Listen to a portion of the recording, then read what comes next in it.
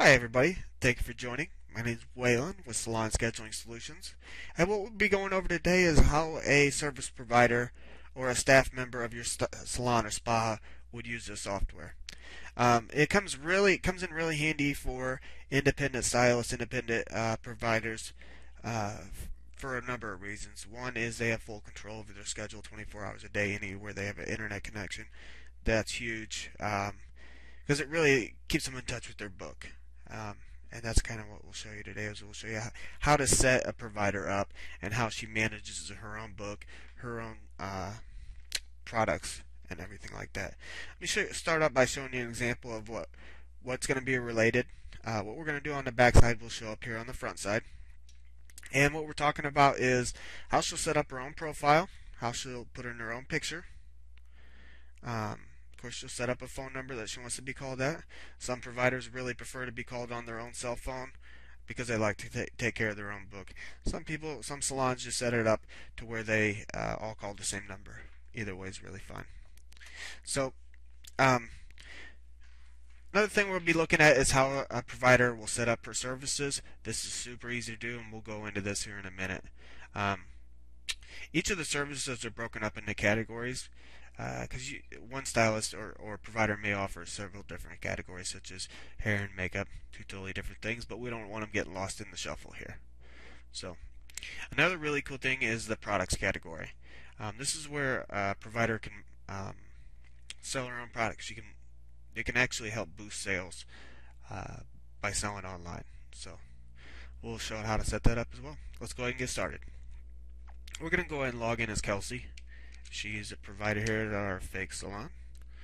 And I've already typed her password in and everything like that. First thing I want you to notice when we log in here is that it's going to go right to the schedule. What's important about this is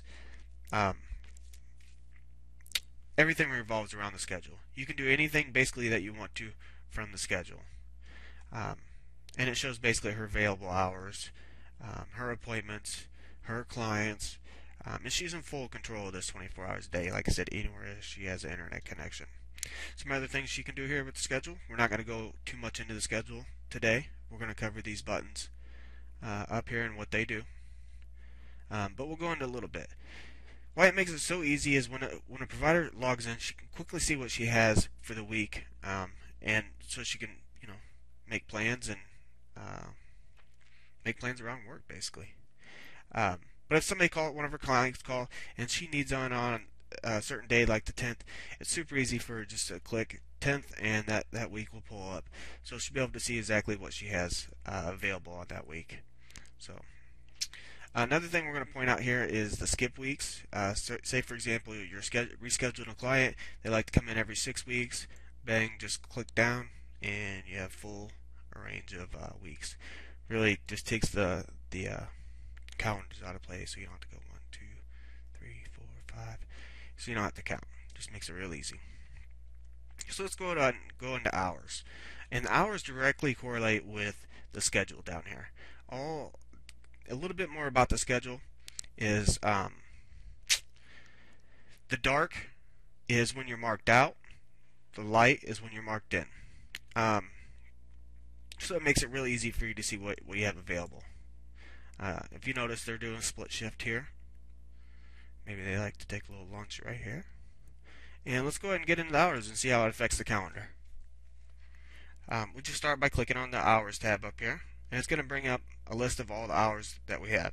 Now this is really good if you work steady hours. If you work the same hours every week, that's exactly what this is built for. It helps you easily manage your schedule, not only for you, but for maybe somebody else that's making appointments for you, so they can actually schedule when you want them to schedule. Let's go ahead and take a look at this and how to do it. Basically, we're scheduled here on a split shift from 10 to 1, and then we come back in at 2 till 6. Let's go ahead and change this around a little bit. I want a little bit longer of a lunch break. I want a 2-hour break. I like my lunches. So let's go ahead and take a 2-hour break. We're going to just come in from 10 to noon. We're going to save that. One thing you really want to concentrate on though when you're setting your hours is the AM PM. It gets kind of tricky. Sometimes you'll set it for the wrong time and wonder why your hours aren't scheduled right. first off, take a look at this, and it's probably the reason. Um, so, anyways, we redid our hours. It'll change on the calendar, and I'll show you that here in a minute. But that's basically how it works. You want to add more hours, so you want to come in from 7 p.m. to take another little break, little dinner break, 7 to 9. You're a real hard worker. So let's go ahead and save that. We're going to do another split shift here. Super easy to do. Now say we decided, whoa, that's way too many hours. Let's get rid of that. Easy to do also. Additional hours. What these are for is if, say you want to come in to maybe cover a wedding party, or you want to come in to just maybe make some extra money. This is where you can add that in without actually change, and it's for a certain day, and actually changing it doesn't actually change your normal schedule. So just kind of keep that in mind if you want to come in and make a little extra money. Days off, same sort of thing. It just gives you a day off, and it will mark you out all day long. So you want to go on vacation, go ahead and do that here. If you go on vacation, just pick your days that you're going on vacation, so you can mark out of work instead of changing your normal business hours right here, because that'll change them all the time. So just remember these 2 times. You can also do it from the calendar, and we covered that in another tutorial. But we're all done with hours, so let's move on to, we're not going to do appointments, because that's just going to take us back to the appointment book. We're going to take a look at next is My Clients. This is really cool, especially for independent stylists that want to keep track of their clients at the last time they came in. What it's going to do, it's going to bring them up in alphabetical order by last name, which is good. You can also search clients by right here, just by putting in the last 4 of their phone number. Let's try 4609, see if anybody's got that phone number. No clients found. 5555. I know there'd be a bunch of clients that all 5555. So you see, you can just punch in some of the numbers, and it'll bring up, if they have those numbers in a row, it'll bring them up. You can do a last name of, say, Bailey, and it will bring up Justin Bailey. There you go. You can do a whole bunch of things from here. You can see the history. You can reserve products. You can schedule an appointment. So if a client calls you up, says, hey, my name's Justin Bailey, I want to come in for an appointment, maybe you could just click their last name, schedule appointment. There's a whole bunch of different ways to schedule appointment and reserve products. But this is one of them as well. You can edit that client, say their information's changed, you can edit it. You can check out their history, say they don't remember who they came in with last time. This is a super easy way for the receptionist to check their history for you. So they'll see that you're connected to that client, and then they can schedule with you. Checkout, we'll do this in another tutorial.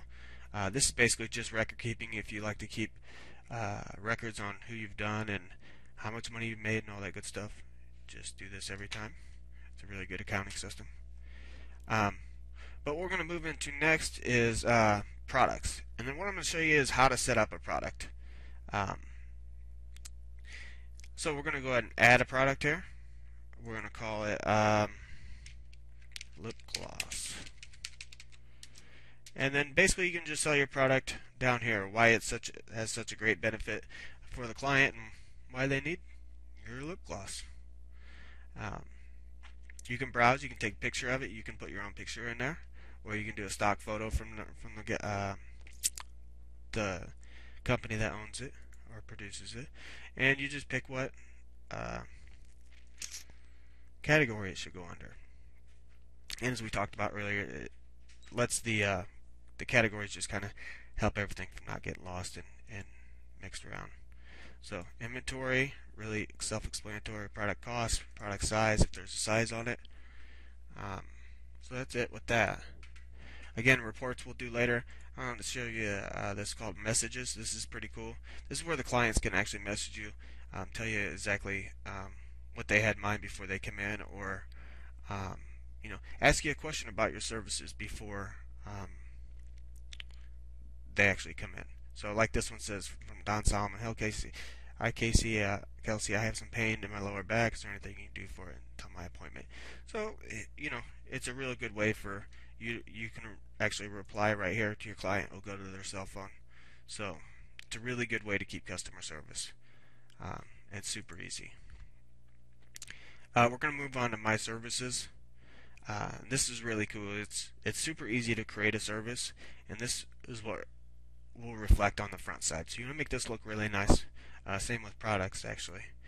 But you want to add a new service. We're going to go ahead and go back here. We're not going to add a service. We're going to go ahead and check one out.